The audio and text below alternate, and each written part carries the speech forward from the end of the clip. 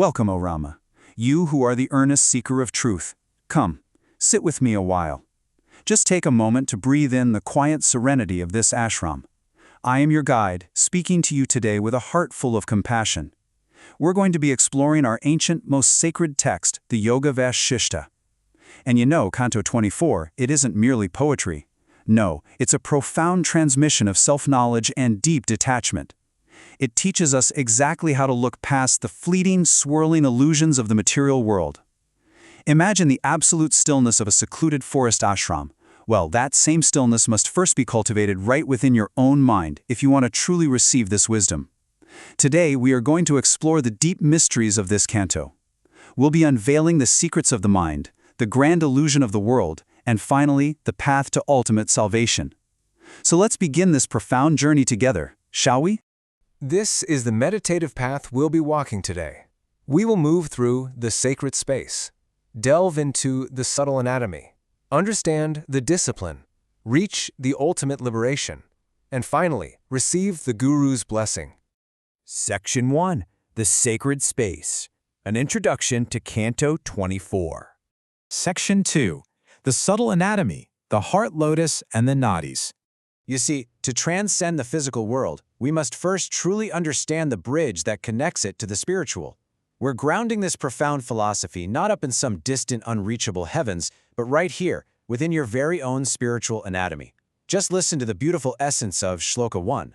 Within the core of being rests the heart lotus, the origin of all subtle life. Now, if we take that literally, this verse places a beautifully blooming lotus right in the center of your spiritual chest.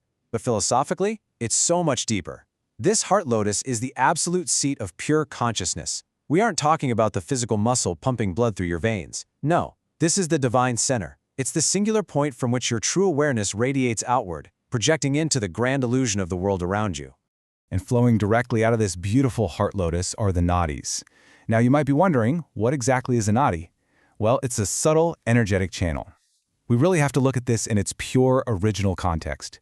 This has absolutely nothing to do with modern physical anatomy or biology. Think of them instead as unseen spiritual rivers. They can't be seen by the physical eye, but they carry the very essence of your consciousness throughout your entire subtle body, completely animating your existence. 72,000. I want you to just pause and reflect on that staggering number for a second. Exactly 72,000 nadis radiate outward from that single, still point of your heart lotus. It's almost hard to fathom, isn't it? But it brilliantly illustrates the immense, divine complexity of your subtle anatomy. It's like a vast, luminous web of energy.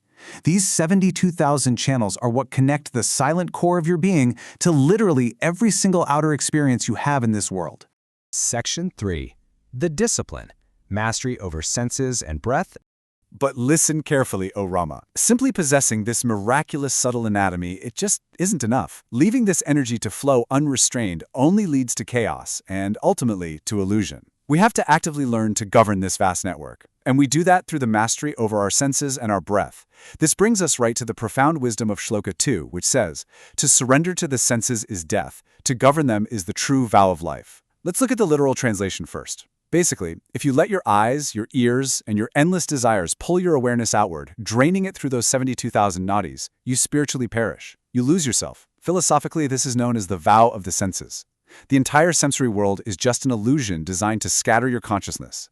When you govern your senses, you are actively gathering your spiritual power back inward, returning it safely to the heart lotus. In our ancient texts, we use the word vrata to describe this intense governance. A vrata is a solemn vow. It's a sacred, steadfast resolve. You must understand that true spiritual victory is never won by accident, and it certainly isn't won by passive hoping. It requires an unwavering, fiercely disciplined practice. You have to make a deeply personal vow to yourself that you simply will not be a slave to the external world anymore. This brings us face to face with the fundamental duality of human existence. On one side, we have the ignorant state, living as a total slave to the senses, constantly bound by the fleeting, changing illusions of pleasure and pain, which ultimately just leads to spiritual death. But then, on the other side, we have the enlightened state, becoming the master of the mind. In this state, you are seated firmly and peacefully in the heart lotus, experiencing absolute, unshakable freedom. The beautiful truth here is that the choice of which life to lead rests entirely and always in your own hands. So, you're probably asking, how do we actually master the mind? Well, Shloka 3 gives us the supreme key. He who harnesses the vital breath harnesses the mind, achieving the life vow. Quite literally, by controlling the breath, the mind becomes entirely still. Philosophically, we call this the vow of the vital force. You see, the breath and the mind are incredibly deeply entwined. They are old friends. Where one goes, the other is sure to follow. If you can calm the breath flowing through your nadis, you will instantly silence the restless, swirling illusions of your mind. The ancient sages call this vital breath prana. Now, prana is not merely the physical oxygen floating in the air. Not at all. It is the primordial vital life force that actually sustains your very existence. It's that divine electric current that animates all 72,000 of those nadis we talked about.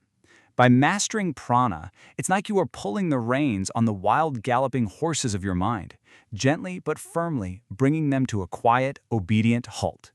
To truly master this life force, we need to know its 5 specific forms as they operate within the subtle body. First, there's prana itself, which draws the energy inward. Then there's apana, which governs the downward, releasing flow of energy. Samana is the force that balances and digests energy right in your center. Udana is what moves upward, elevating your consciousness. And finally, Vyana circulates the vital force evenly throughout that entire massive network of nadis. Knowing these 5 forces is the very first step to harnessing them in your own daily discipline. Section 4. The Ultimate Liberation, Victory over Death. My dear disciple, when you have taken that firm vow of the senses and you have successfully harnessed those 5 vital forces, where exactly does this path lead you? Well, it elevates us directly to the highest philosophical truth of Canto 24, the ultimate liberation. Just observe the beautiful logical progression of this journey. Step 1, you take the vrata, the vow of the senses, purposefully detaching your awareness from the outer illusion. Step 2, you take the vow of the vital force, utilizing your prana to deeply calm the mind. And when the mind is entirely still, completely anchored in the heart lotus, you inevitably arrive at step 3. You conquer death itself. Now, what do the great sages actually mean by conquering death? I want you to understand this truth very deeply. Death is merely an illusion of the mind. When the physical body eventually ceases to be, that is not the end of your eternal self. The enlightened soul, the one who has consciously withdrawn their awareness from the noisy external world and rests peacefully in the eternal heart lotus, they watch the passing of the physical body just as one watches a quiet cloud pass across the sky, untouched, unbothered, eternal. Just observe this ultimate contrast. The material world, with all its endless dramas, its temporary gains, its painful losses, it's all so fleeting and illusory. It is simply a dream from which you must eventually awake. The absolute truth of salvation, however, is eternal stability.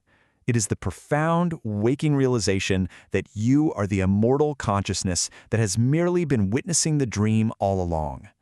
And this, my friend, is the profound salvation offered to us in the Yoga Vasistha.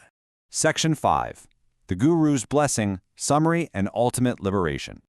We have journeyed so deep today, traveling from the unseen energetic channels of your spiritual body all the way to the very conquest of mortality. Let's transition now into the quiet joy of integration as I offer you the Guru's blessing. Take a moment to just gently hold these teachings in your awareness. Anchor your identity deeply within your heart lotus. From that center, command the flow of your 72,000 nadis by upholding your solemn vow of the senses. Harness the 5 vital forces of prana to quiet your restless mind. Do this, and I promise you, you will undoubtedly conquer the grand illusion of death. Take this incredibly practical truth with you out into the world. The path to truth is walked not with the feet, but with a mastered mind. As you go about your busy daily life, actively practice this ancient detachment. When the senses try to pull you toward anger or greed or fear, just remember your vow. Gently pull your awareness back inward through the breath, center it in the silent lotus of your heart, and simply witness the world with a steady, unbreakable peace. And so, my dear seeker, I leave you with one final, resonant thought to carry with you. The sacred ashram, it isn't a physical place. It's a state of being that you carry within you wherever you go. So I ask you, Will you remain bound by the fleeting illusion of the senses, endlessly wandering through the dream? Or will you take the sacred vow to master your vital force today? The choice is entirely yours. May your path be illuminated with eternal peace.